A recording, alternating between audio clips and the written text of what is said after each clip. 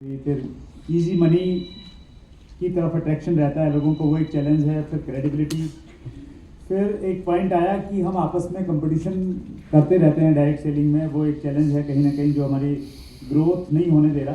फिर हमने बेसिक्स की बात दोबारा से की कि उसकी बहुत आवश्यकता है, और फिर गवर्नमेंट सपोर्ट की थोड़ी बातचीत हुई, और लास्ट में नरसिंह ग्रेवाल सर ने कॉम्फर्ट जोन से बाहर आने की बातचीत की। मैं आपसे भी कुछ क्वेश्चन चाहूँगा, आपको क्या लगता है, आपकी नज़र में क्या चैलेंज है? लेकिन मैं अपना एक चैलेंज ऐड कर दूं जो मुझे लगता है एक बड़ा चैलेंज है।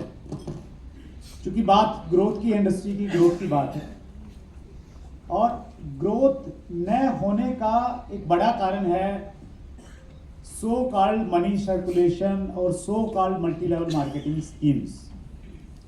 जिस प्रकार से अगर हम फसल बोते हैं और उस फसल में खरपतवार, घास फूस पैदा हो जाती है, ये स्वाभाविक सी चीज़ है।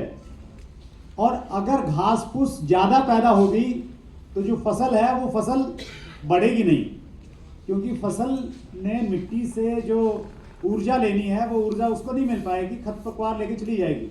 और कई बार आपने ऐसा देखा होगा कि जहाँ पे एक किसान थोड़ा आलसी सा है, वो कुछ ज़्यादा ध्यान नहीं देता है, उसने बीज डाला और भूल गया, तो वैसे वाली फसल में फसल कम होती है, घास फूस ज़्यादा हो जाती है।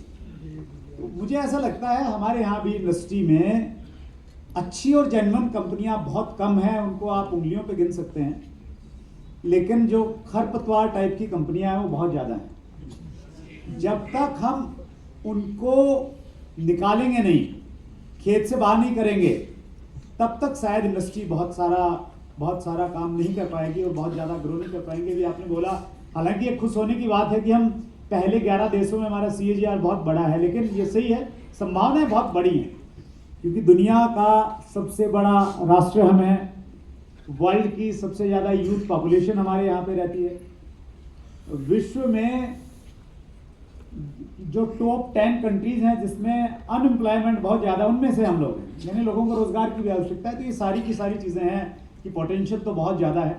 वे आउट क्या है इसका? वे आउट यही है कि एक तो हम थोड़ा सा लालच की प्रवृत्ति से बाहर आए।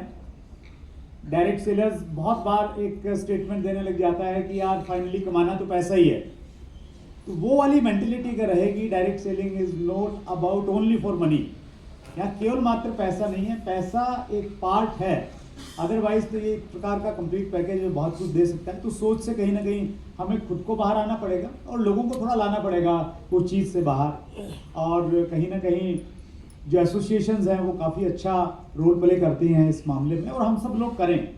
जैसे चैट विद सुरेंद्र वत्स की हमने शुरुआत इसी चीज़ को लेके की थी कि हम जो जेन्युइन डायरेक्ट सेलिंग कंपनी हैं और जो इलीगल स्कीम्स हैं उनमें थोड़ा डिफ्रेंशिएट पैदा करें। तो आप भी अपने लेवल पे, सोशल मीडिया पे, कहीं पे भी आप एक्टिव हैं, थोड़ी अवेयरनेस पैदा करें।